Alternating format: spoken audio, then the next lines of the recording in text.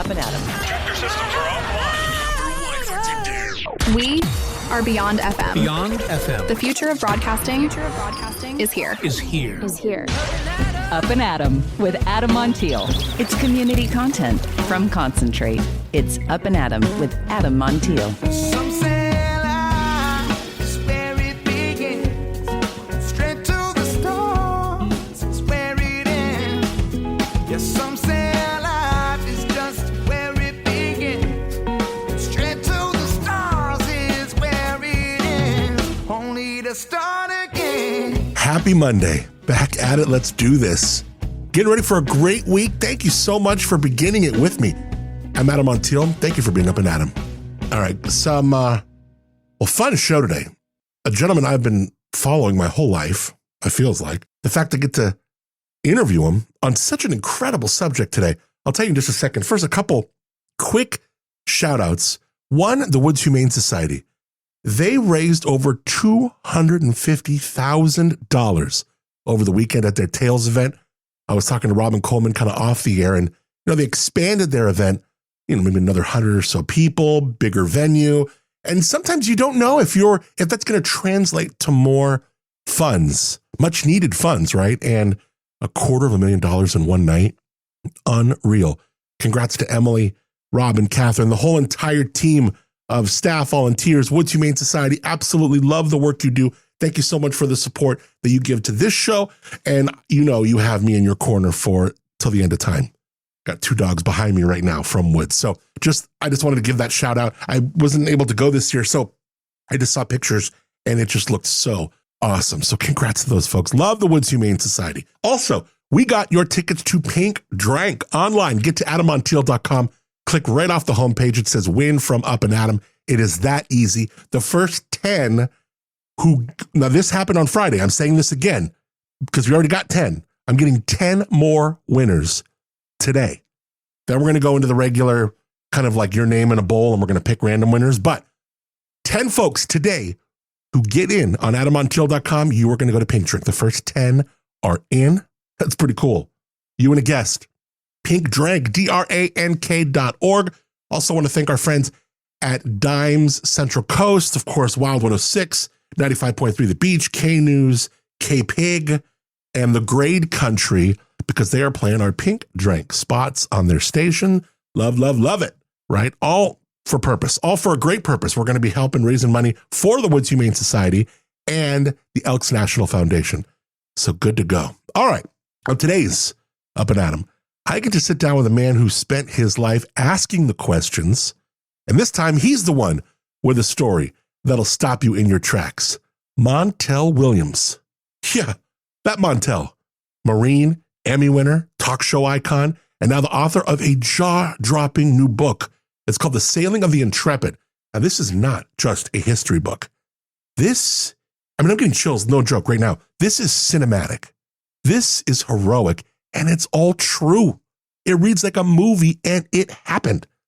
A U.S. aircraft carrier torpedoed in enemy waters during World War II. It's spinning in circles until 3,000 sailors decided to rig a sail and steered this beast home. If it sounds like a movie, because damn, it should be. But here's the thing. It's not just about then. It's about now, this book. And what do we do when the system breaks, when the map runs out, when all we've got is each other? Kind of interesting when these times and the news headlines that we see make a book like this even more important. Montel's going to bring this story to life with soul, the soul of a storyteller, the eyes of a naval officer, and the heart of a survivor, which he is all three. He joins me later for a conversation that is raw, real, and reminds us what we are still capable of. Okay, before that, I think this story was really interesting because I don't know how much you've heard this, but it is wild. I saw this in the Wall Street Journal. You ever notice how every blockbuster, it looks like it's in LA, but now none of it's actually filmed in LA anymore. That's because Hollywood, the place, is losing Hollywood, the industry, thanks to cheaper costs, tax credits, and let's be real, some smart local hustles. The movie biz has pulled a full-on disappearing act. California is now playing the role of former movie capital of the world, while places like Georgia are walking away with the Oscar for Best Supporting State. In fact, Georgia is now neck and neck with California on the number of film productions. Tyler Perry's studio in Atlanta is pumping out content like it's Netflix on creatine. Meanwhile, other states like New Jersey and Oklahoma are stepping up their game too, offering tax incentives and brand new sound stages, with governors showing up with ribbon cuttings like they're out of the land of Spielberg. It's crazy. California did try to clap back, throwing $330 million at new soundstage equipment and extending a film credit program, but a lot of that money is going to streamers like Netflix and Amazon, who, let's be honest, already own half the town. So why shoot in LA when you can get the same fake coffee shop set in Louisiana for half the price and sweet tax breaks? Bottom line, Hollywood might still be where the deals go down, but it's not where the cameras roll anymore. And the Dream Factory, she's on tour now. What a story. And it's been a lot of time in the making. Some blame the governor. Some even making it more micro, blaming like the governments in LA, Mayor Karen Bass. Who knows? But it's happening. Wow.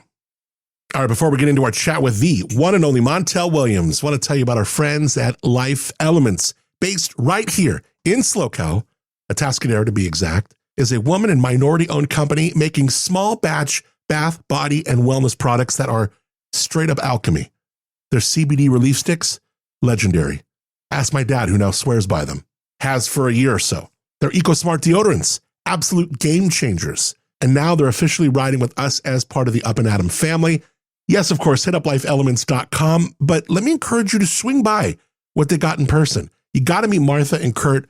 Their spot on El Camino Real in Atascadero, exactly 7425 El Camino Real. They're in the back right corner of that plaza.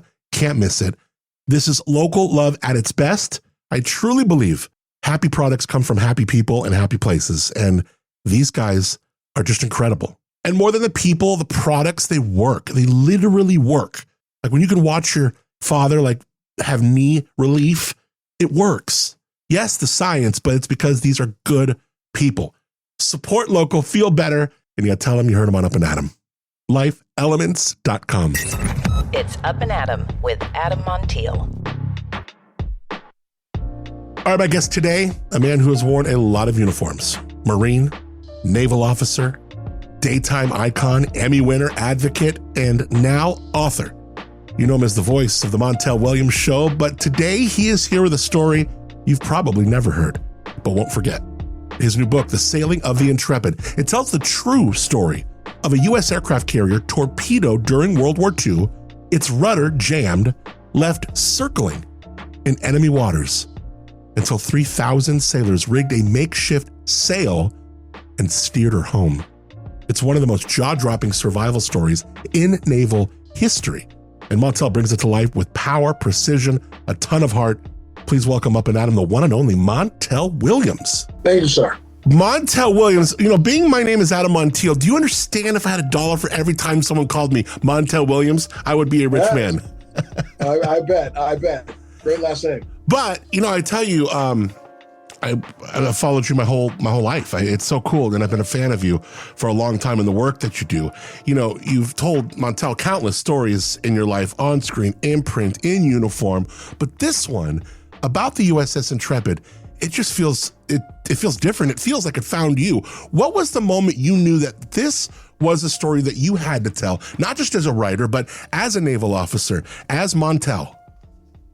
Well, I got to tell you, I probably visited the Intrepid and was on the Intrepid in the last 15, 20 years about 15 times, easily, for different events, from Marine Corps balls to other events. And, I knew this story. And what happened was David Fisher, who's my co-author, reached out to me and said, would you be interested in writing a book? And I was like, I would really be interested in writing a book because, if we look at the times and you juxtapose the times that we're living in right now, where we're living in a nation that seems to be so divided, let's tell a story about a time where people from all over America, divided in attitudes and religions and ideals, came together to work together to save what was then one of the most advanced warships ever built at its time. Because remember, this thing was almost, 3 football fields long.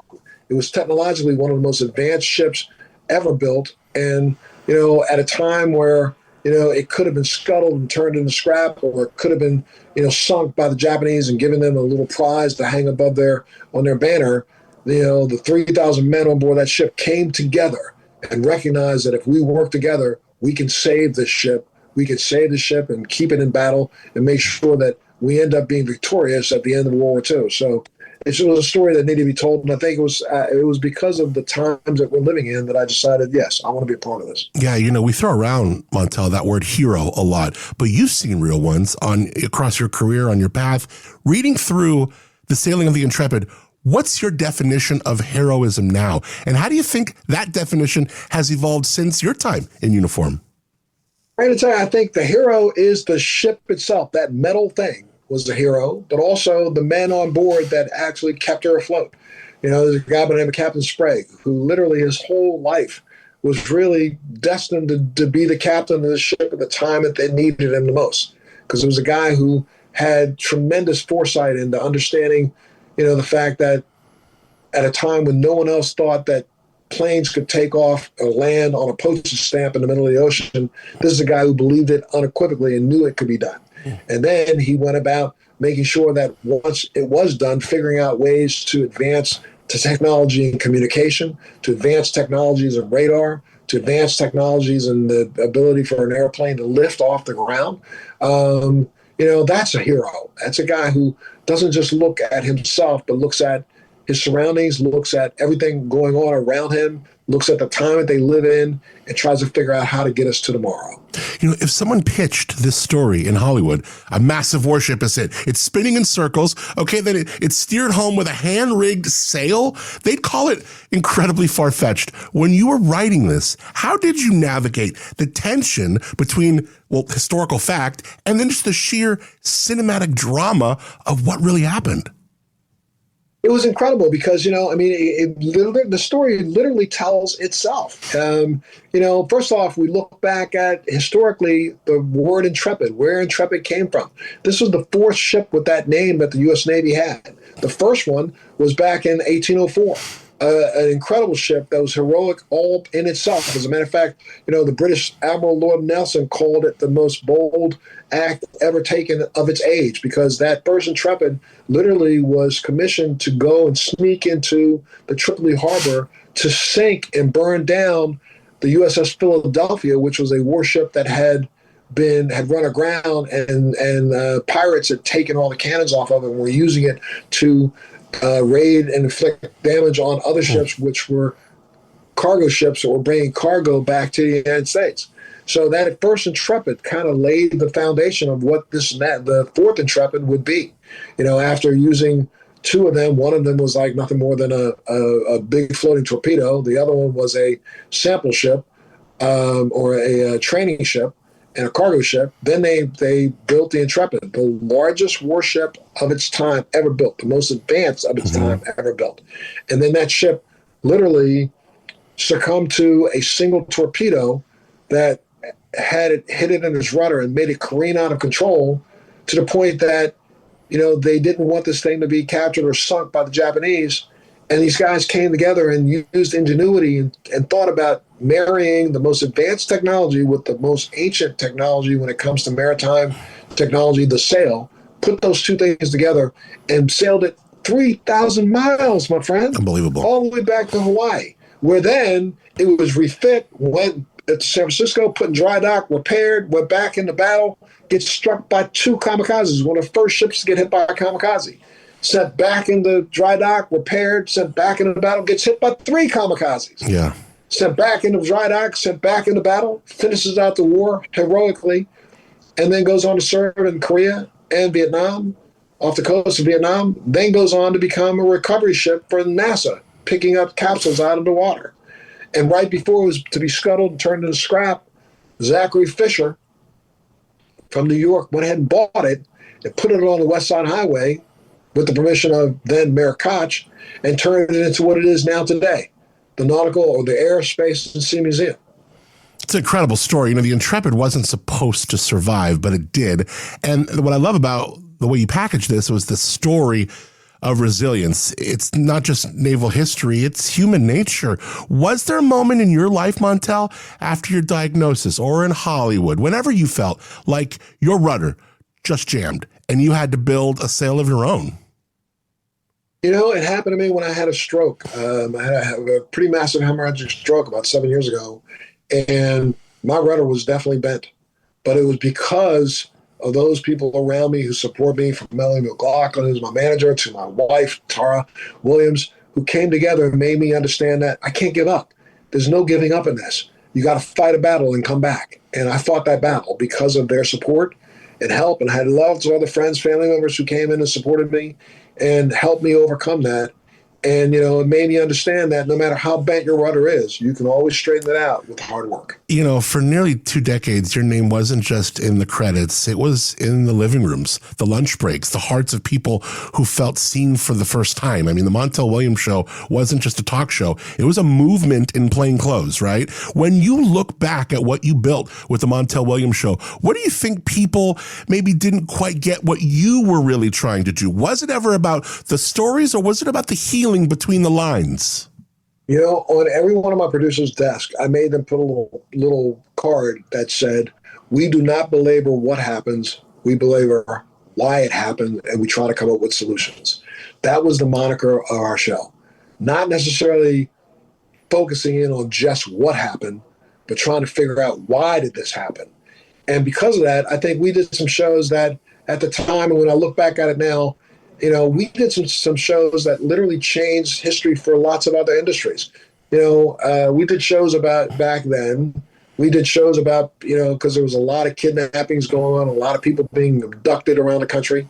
We did a show that literally changed the automobile industry worldwide. We did a show about a young lady who got grabbed and thrown into a trunk of a car. And when she was driving down the road, she punched out the tail light, stuck her hand out, waved it around, and that's what ended up getting somebody else to call the police. The police then caught and saved her.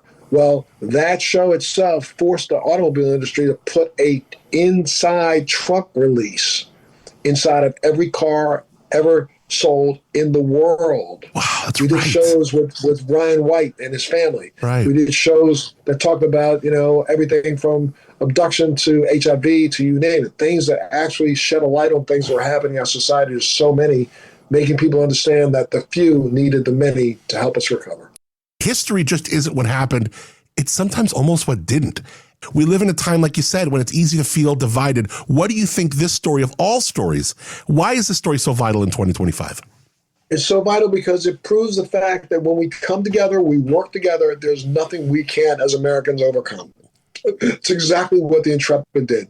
You had 3,000 men from all different walks of life on the planet, in the country, who came together and decided, we are not going to let this ship get taken. We're not going to let this ship fail. And they work together and prove that America is as resilient as it can be when we work together. This was really a pleasure for me, Montel, and I hope we cross paths again, my friend.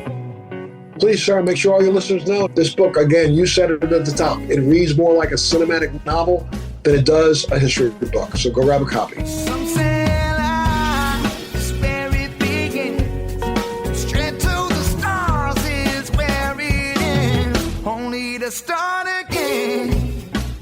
Montel Williams, man, what an absolute honor. The Sailing of the Intrepid. It's out now. Perfect for history lovers, service members, or anyone who just needs a reminder of what humans can literally do when they refuse to quit. You'll find the link in the show notes. Grab your copy along with Montel's socials and more. Check it out. All right, let me tell you for a moment about Pink Drank. Bring your thirst. Leave your excuses. This summer, we pour pink, baby. Pink Drank is back. Saturday, July 12th at the Elks Lodge in Slow. Over 30 of the hottest producers in wine, beer, cider, spirits, cocktails, all poolside, all dressed in pink. Curated bites, past apps, live DJ, silent auction. Come on now. This isn't your average tasting. This is summer served sexy. And it all supports the Woods Humane Society, also the Elks National Foundation, so you can feel good because you are partying with purpose. For the 21 and over, just the grown and sexy allowed to show up at this one. No kids at this pool. It's priced like it shouldn't be too. $65 for all that. And you're not going to be opening up your wallet. Hopefully you'll open up your wallet for the silent auction. But it's not one of these events where you pay 60, 80, 90 bucks and then go in there and then buy everything you eat and drink. No. All inclusive, baby. Let's go. Pink Drank, D-R-A-N-K, pinkdrank.org. All right, Mucho, congratulations to Moonshiner Collective. Killed it on the first concerts in the Plaza. Dan and the guys, they even had some good cameos up there. Nick Larson from Proxima Parada got on stage for a song. Vince Chimo, that was cool. So great job, Dan and the guys, Moonshiner Collective, and the first concerts in the Plaza in the books. So just hanging out with a few thousand of your favorite friends. Pretty fun, keeping it cool. They also got some new food in there. So there's places to get food and drink in the front and the back. Cool how they added on to that. So great job to the friends at Downtown Slow for giving us our very first concerts in the Plaza for the season. Love it. All right, thanks to Moonshiner Collective for original music on the show called Start Again. To you for rating, reviewing, subscribing to the show wherever you listen to it. Sharing with a friend means a ton. Really helps others discover what we're doing here too. Means a lot. Also, Timbre Winery for the Timbre Lobro Studios. Check their tasting room out. Their tasting room's in the village of Arroyo Grande. Can't miss it. Right around like where Rooster Creek, across from Mason Bar. Next to Mason Bar, really. It's on that same side of the street. Timbre, T-I-M-B-R-E, TimbreWinery.com. All right, till tomorrow, True Crime Tuesday. Don't want to miss tomorrow's True Crime Tuesday. I'll tell you that right now. Till then, I'm Adam Montiel. Have a great beginning to your week and a wonderful Monday. Thank you for being Up and Adam. Some say life's where it begins. Straight to the stars is where it ends. Only to start again. Let's start again. We'll start again.